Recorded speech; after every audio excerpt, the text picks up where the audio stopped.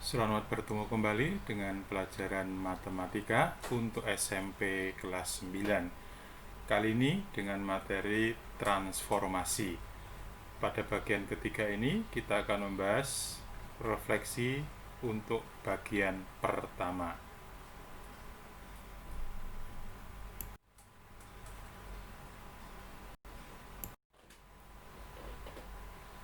Selanjutnya kita akan bahas yang pertama, refleksi sebuah titik. Sebuah garis KL dan sebuah titik A.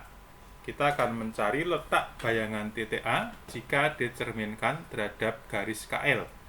Caranya, melalui titik A kita buat garis tegak lurus terhadap KL, kemudian kita ukur jarak titik A terhadap garis KL, demikian juga kita ukur jarak KL terhadap letak bayangan A, yaitu A aksen.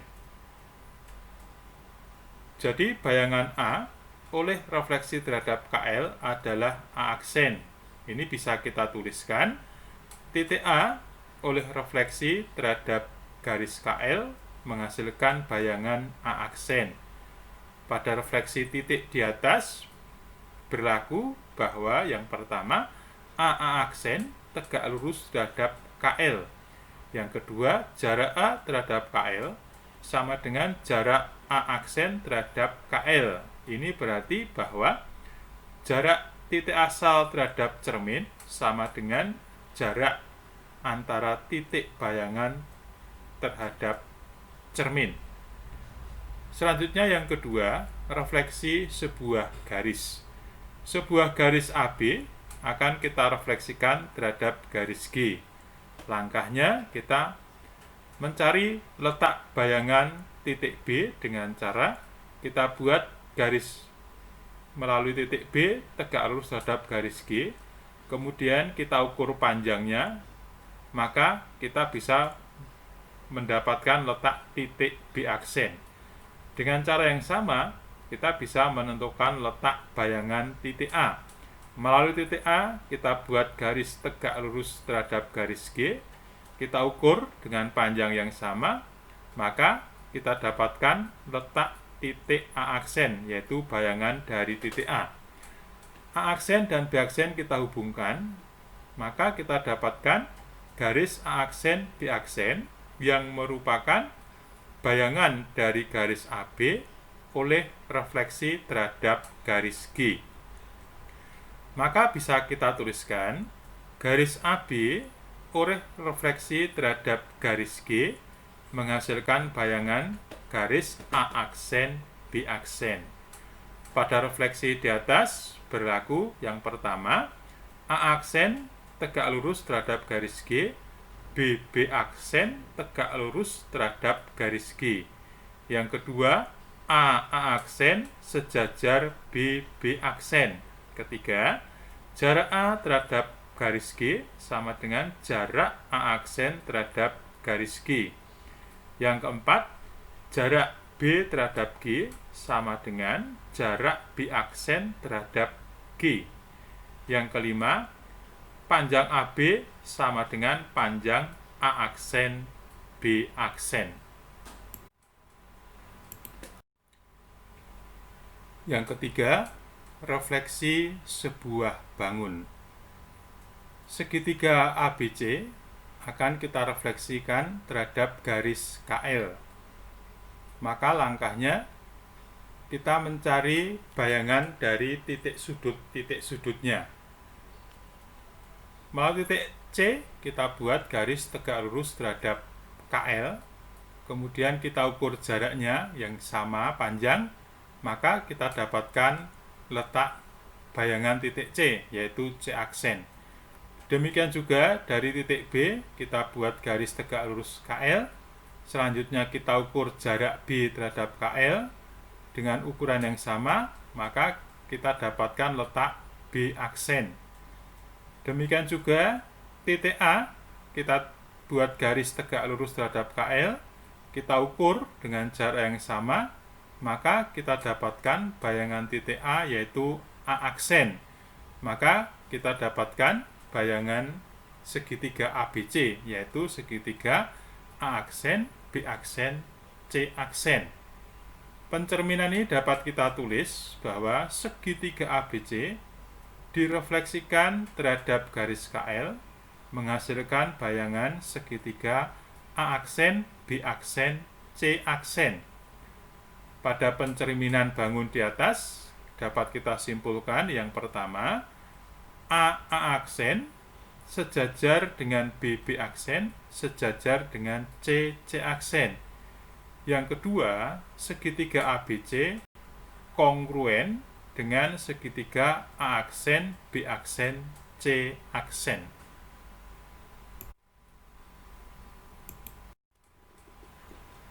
Selanjutnya kita bahas refleksi pada bidang koordinat. Yang pertama, refleksi terhadap sumbu koordinat.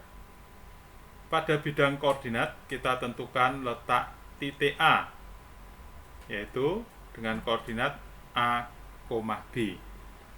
Kemudian titik A ini akan kita cerminkan atau kita refleksikan terhadap sumbu X, yaitu dengan cara kita buat garis lurus memotong sumbu X tegak lurus, kita ukur panjangnya, maka kita dapatkan bayangan titik A, yaitu A aksen dengan koordinat A, min B.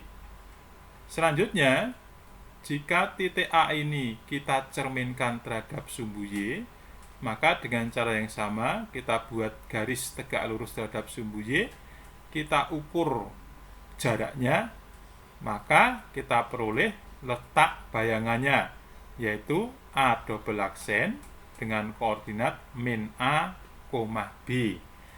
Proses refleksi ini dapat kita tuliskan, yaitu titik A dengan koordinat A, B direfleksikan terhadap sumbu X, maka bayangannya adalah A aksen dengan koordinat A, min B.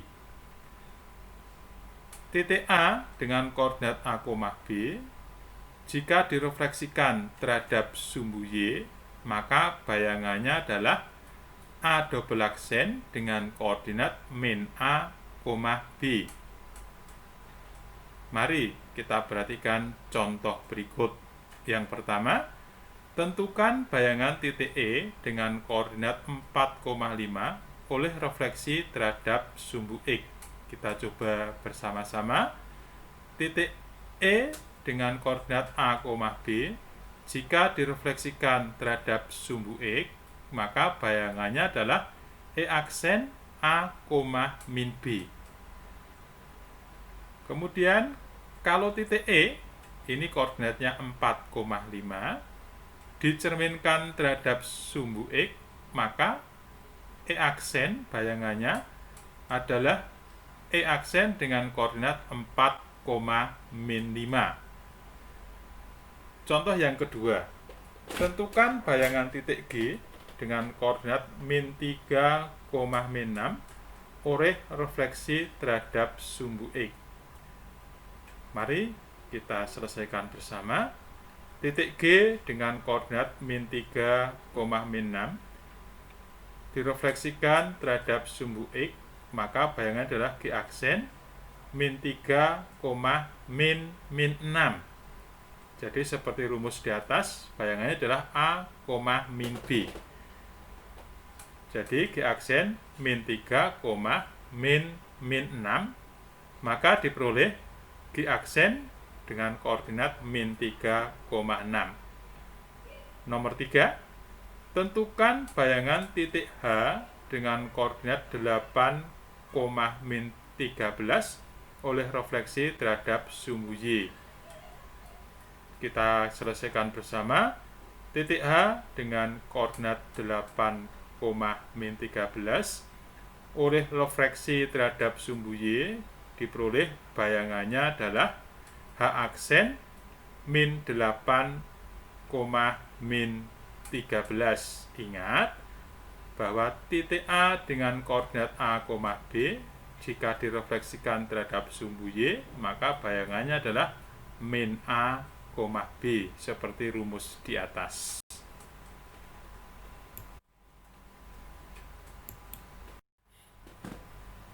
Selanjutnya, kita akan membahas refleksi terhadap garis yang sejajar sumbu Y, yaitu garis dengan persamaan X sama dengan H. Pada bidang koordinat, kita memiliki titik A dengan koordinat A, B.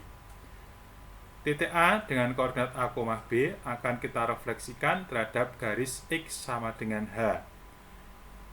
Jarak sumbu Y terhadap garis X sama dengan H adalah sama dengan H. Kemudian jarak sumbu Y terhadap titik A adalah A. Jarak titik A terhadap sumbu X sama dengan H, terhadap garis X sama dengan H adalah H kurangi A. Kemudian letak bayangan titik A berarti berjarak sama dengan jarak antara titik A dengan garis X sama dengan H. Maka kita ukur di sini garis jarak H sama dengan A, sehingga kita dapatkan letak titik bayangan A aksen, di mana jarak antara sumbu Y dengan letak titik A aksen adalah sama dengan H ditambah H kurang A, atau sama dengan 2H kurang A, sehingga kita dapatkan koordinat bayangan titik A adalah A aksen dengan koordinat 2H kurang A, B, atau dapat kita tuliskan titik A dengan koordinat A, B oleh refleksi terhadap garis X sama dengan H menghasilkan bayangan A aksen dengan koordinat 2H kurang A, B. Sebagai contoh nomor 1, tentukan bayangan titik R dengan koordinat 3,5 jika direfleksikan terhadap garis X sama dengan 9. R dengan bayangan 3,5 oleh refleksi terhadap garis X sama dengan 9, maka kita dapatkan R aksen 2 kali 9 kurangi 3,5, berarti R aksennya 15,5. Contoh yang kedua, tentukan bayangan titik T dengan koordinat min 6,10 jika direfleksikan terhadap garis X sama dengan min 2. Mari kita selesaikan bersama.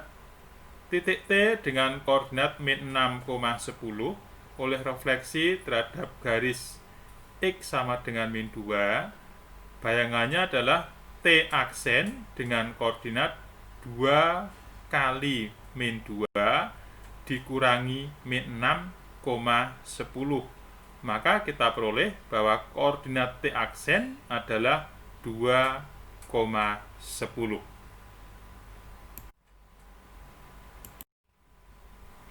Demikianlah pembahasan untuk refleksi bagian pertama. Semoga bermanfaat dan terima kasih.